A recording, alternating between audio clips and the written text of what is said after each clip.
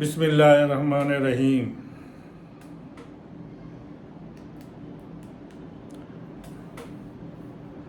আসসালামু আলাইকুম। বাংলাদেশের একটা বিষয়, এটা হলো মৌলানা ভাসানী। মৌলানা ভাসানী তো খুব বাংলাদেশের ইতিহাসে সবচাইতে ইম্পর্টেন্ট পিপল ইজ মৌলানা ভাসানী। ওনার চেয়ে মূল্যবান দামি লোক আর কেউ নেই, কারণ উনি ভাষা আন্দোলনের ডাক দিয়েছিলেন 1952 সালে, যদি আমি ভুল না করি। তারপরে যাই হোক, এরপরে দেশ স্বাধীন হয়েছে। দেশ স্বাধীনের পরে জিয়া রহমান সাহেব তো আসলেন সম্ভবত 76 সালে উনি আসলেন। আর আমাদের বঙ্গবন্ধু শেখ মুজিবুর রহমানকে মেরে ফেলা হইল 15ই আগস্ট সকালবেলা। সকাল মনে হয় 5টা 6টা এরকম সময় ওনার বাসায় গুলির আওয়াজ আমরা পাইছি। আমরা তখন শ্যামলী থাকি, শ্যামলী 1 নম্বর রোডে থাকি। ওইখান থেকে আমরা শব্দ পাইছি সব যে ওনার বাসায় গোলাগুলি হইতেছে, কিন্তু আমরা তখন জানতাম না যে ওনাকেই মারা হইতেছে। পুরো পরিবার সহ ওনাকে মারা ফেলা, এটা খুব দুঃখজনক ঘটনা। মেজর ডালিমরা এটা করে, খুব অহংকার করে ওনারা কথাটা বলে। এটা ভালো কথা না যে একজন রাষ্ট্রনায়ককে এইভাবে মেরে ফেলাইবেন। জিয়া রহমান সাহেবরা এইভাবে মেরে ফেলানো হয়েছিল। তো যাই হোক, কিন্তু এখন যে বিষয়টা, এটা হলো তারেক রহমান বলছেন যে মৌলানা ভাসানী ওনার পিতাকে ওনার ধানের শীষ দিয়েছিলেন। কথাটা উনি মিথ্যা কথা বলেন নাই, উনি কথাটা গুছায় বলতে পারেন নাই যে ঘটনাটা কী হয়েছিল। বঙ্গবন্ধুকে যখন মাইরা ফেলানো হইল, তখন আমার মনে হয় 2-3টা দিন, বুঝছেন, দেশে কোনো শাসন ছিল না। এবং তখন সম্ভবত শফিউল্লাহ এবং জাসদের কিছু লোকজন তারা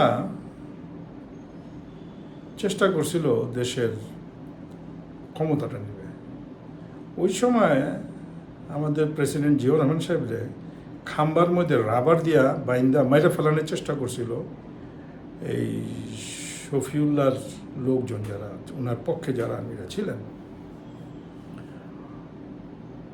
তারপরে সিপাহী বিপ্লব, ওই সিপাহী বিপ্লবে সিপাহীরা যাইয়া প্রেসিডেন্ট জিয়া রহমান সাহেবরে ওইখান থেকে বাঁচাইয়া ওনারা ওইখান থেকে আনার পরে জিয়া রহমান সাহেবরে যখন আর্মিতে বসানো হয়, তখন মার্শাল দেওয়া হয়। তো বিচারপতি সায়েম, ওনাকে চিফ অ্যাডমিনিস্ট্রেটর বানানো হয়। বিচারপতি সায়েম ওনার নাম। উনি চিফ অ্যাডমিনিস্ট্রেটর হন সম্ভবত 7ই নভেম্বর 1975, সম্ভবত নভেম্বর মাসে। মৌলানা ভাসানী মারা গেলেন আপনার 76-এ। মানে নভেম্বর মাসটা আমাদের দেশে খুব ইম্পর্টেন্ট, বুঝছেন। মৌলানা ভাসানী মারা গেলেন 17ই নভেম্বর আপনার 1976, বুধবার মারা গেছিলেন সম্ভবত। আমার মানে আফসা মনে আছে, পুরো এটা মনে হয়, ডেটগুলি এগুলি মনে আছে যে বুধবার ছিল এবং 1976 সাল। তো এই যে বঙ্গবন্ধু শেখ মুজিবুর রহমানকে যে মাইরা ফেললেন ডালিমরা 75-এ, তো 75-এর আর এটার মধ্যে দেখেন 1 বছরের একটা গ্যাপ আছে। তো এই গ্যাপের মধ্যেই এই প্রেসিডেন্ট জিয়া রহমান সাহেবের এইগুলি শুরু হইলো। এর মধ্যে প্রেসিডেন্ট জিয়া রহমান সাহেবের আপনার করা হলো, একটা দল করবে উনি, এই দলটার নাম দেওয়া হইল জাগদল। এখন এই জাগদলের আগে কমিশনার ইলেকশন হইল ঢাকা শহরে। তো ওই কমিশনার ইলেকশনে আমার বাবা শাহ আলম 1 নম্বর ওয়ার্ড থেকে উনি কমিশনার হিসেবে নির্বাচিত হইল, এবং 50 জন কমিশনার, এই আব্বাস ভাই, সাদেক হোসেন, খোকা চাচা, এরা সবাই তখন কমিশনার হইল। এর মধ্যে ঢাকা সিটির দায়িত্ব দেওয়া হইল আব্বাকে জাগদলের জন্য, এবং ওইটার কনভেনার সম্ভবত জাস্টিস সাত্তার সাহেব, ওনাকে দেওয়া হইল, বিচারপতি সাত্তার সাহেব।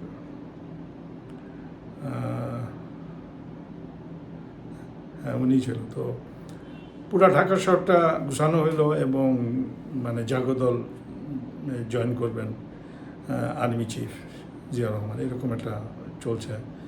তো এর মধ্যে মৌলানা ভাসানীরে সাথে প্রেসিডেন্ট জিয়া রহমান, তখন তো উনি প্রেসিডেন্ট না বাট আর্মি চিফ, তখন অনেকবার ওনাদের সাথে বৈঠক হয়েছে এবং মৌলানা ভাসানী জিয়া রহমান সাহেব খুব আদর করতেন। এবং দেখেন পত্রপত্রিকায় অনেক জায়গায় মৌলানা ভাসানী বসে রয়েছে, ওনার পাশে এরকম ছবি আছে, পাওয়া যাব। তো ওই সময় যখন উনি জাগদল না কইরা উনি করলেন কি আপনার, সম্ভবত এটা 1 সেপ্টেম্বর 1978, 1 সেপ্টেম্বর বিএনপি আপনার এই যে কি বলে এটা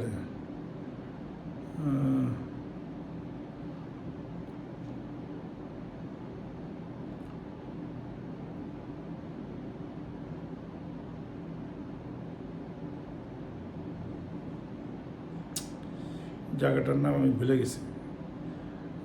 1 সেপ্টেম্বর 1978 উনি বিএনপি ঘোষণা করেন। উনি দলের কনভেনার হন এবং বি চৌধুরী সাহেবরে উনি সেক্রেটারি জেনারেল বানান, ডক্টর বি চৌধুরী, যিনি রাষ্ট্রপতি ছিলেন। তো তখন থেকে বিএনপি শুরু হলো। আর তখন বিএনপি ঢাকা সিটির সভাপতি হলো আপনার মাজের সর্দার, আর আমার বাবা শাহ আলমরে বানানো হলো সিনিয়র ভাইস চেয়ারম্যান। এটা হলো ঢাকা সিটি। তো তখন এই ঢাকা সিটিতে আইনা জয়েন করা হইলো আবুল হাসনাতকে, তারপরে জাহাঙ্গীর মাহাদেল, ওহিউল্লাহ, অনেকের নাম মনে নেই আমার, বাট তখনও সবাই ঢাকা সিটির কমিশনার এসে জয়েন করলেন। প্রায় 50 জনের মধ্যে 14 জন জয়েন করে নাই, আর বাকিরা জয়েন করলেন। ওইরা এই বিএনপি শুরু হলো রাজনীতি। আবুল কাশেম যুবদল হয়েছিলেন, যুবদলের যুবমন্ত্রী, উনার কারণেই বিএনপিটা ডুবছিল। ওইটা আবার আরেক ইতিহাস। তো এই যে গ্যাপটার সময় মৌলানা ভাসানী পুরা বিএনপিটাকে গাইড করতেন। এবং উনার দল থেকে আমার পিতা ছিলেন তখন আপনার আওয়ামী লীগ মুসলিম লীগের ঢাকা সিটির প্রেসিডেন্ট, তারপরে মুশিউর রহমান জাদুমিয়া ছিলেন। এদেরকে মৌলানা ভাসানী দিছিলেন যে তোমরা যাইয়া জিয়াকে করো, শক্তিশালী করো। এখন ওইখান থেকে এটা দলটা শুরু হয়েছে। তো ওই সময় দিছিলেন যে এই ধানের শীষ দিয়ে শুরু করো, এবং বিএনপি এই ওনারা দুজনে মিলেই এটা করছিলেন। তো তারেক রহমান সাহেব বলছেন যে উনি হাতে তুলছেন, এর চাইতে অনেক বেশি ঘটনা হইল যে উনি নিজেই অ্যাডভাইস করতেন, এবং উনি প্রেসিডেন্ট জিয়ার সামনে খুব আদর করছেন। তো তারেক রহমান কি ভুল বলছে কথাটা? হ্যাঁ, তারেক রহমান কথাটা গুছায় বলতে পারেনি, কারণ তারেক রহমান তখন বেশ ছোট ছিলেন, এত বড় ছিলেন না। আমি মৌলানা ভাসানীর সাথে দেখা হয়েছে, আমার বাবা নিয়ে গেছিলেন আমি ওনার গ্রামের বাড়িতে গেছি। খুব আস্তে আস্তে সুন্দর করে কথা বলেন। তারপরে একবার আমাকে বেগম খালেদা জিয়া নিয়ে গেছিলেন ওনার গ্রামের বাড়িতে, যেই বাড়িতে বিরাট বড় পুকুর আছে, ওনারই আছে। আমার মনে হয় আমি গেছিলাম 87-এ গেছিলাম বেগম খালেদা জিয়ার সাথে। তারপরে আমাদেরকে ওনার মেয়ের জামাই ওনার বাসায় নিয়ে খাওয়ায়, অনেক কিছু খাওয়ায়, টেবিল ভর্তি খাওয়া ছিল। আমি ম্যাডাম সবাই একসাথে পাশাপাশি বৈশা খাইছি। তো যারা আজকে চিল্লাইতেছেন যে তারেক রহমান অমুক দিন মৌলানা ভাসানী মারা গেছে, আর মরার খবরে উনি জেতা করে ফেলাইছে। এখন আমি যে আপনাদেরকে কথাটা বললাম, এইটার উপরে কথা পারলে বইলা দেখান। তারেক হয়তো এটা ডিসিশনটা কথাটা বলছে যে এই পুরো টন এগুলি বলেন, ওই বলতে পারেনি, হয়তো বা মনে নাই, মনে থাকার কথা না, কারণ ও তো তখন ছোটো, আমরা তো তখন এগুলি করছি, এখানে ছিলাম আমরা। আমি জাগদল যখন জয়েন করছি সারাদিনে আমার বাপের সাথে, আমি তখন ক্লাস 6-7 পড়ি, 8-এ পড়ি, এরকম একটা 8-এ পড়ি সম্ভবত, সাথে সাথেই থাকি আমি সব বুঝি তখন যে জাগদল। এবং লাস্ট যেদিন সাত্তার সাহেবের সাথে আমার বাবার কথা হয়েছে, ওই দিন আমি সাথেই দাঁড়ানো ছিলাম যে জিয়া রহমান সাহেব কবে আমাদের দলে জয়েন করবে, আপনি তো খালি স্যার কইতেছেন, উনি তো আসে না। তো তারপরেই উনি ডিক্লেয়ার করলেন এই যে 1 সেপ্টেম্বর 1978-এ বিএনপি উনি কনভেনার হইলেন এবং বি চৌধুরী সাহেবকে পার্টির মহাসচিব বানাইলেন। এই তো বিএনপি স্টার্ট হইল।